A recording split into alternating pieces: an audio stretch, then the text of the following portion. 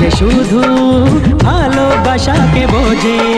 তুমি শুধু তুমি নিয়ে আমি, তুমি শুধু তুমি নিয়ে আমি, এই তো জীবন।